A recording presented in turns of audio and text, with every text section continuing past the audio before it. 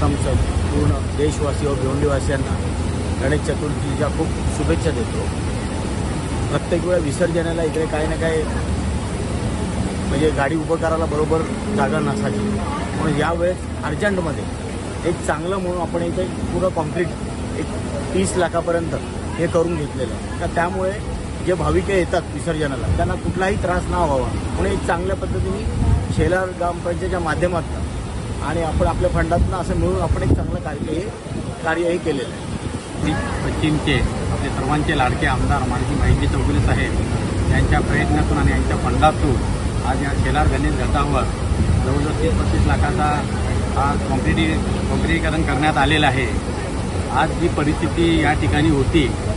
खूप कचरा घाण होता, जागा लेवलिंग नव्हत्या आणि हजारो गणपती आमच्या शेलार गावातून आणि भिवंडी शहरातून येत असतात आणि आमदार साहेबांकडे आम्ही सर्वांनी मागणी केली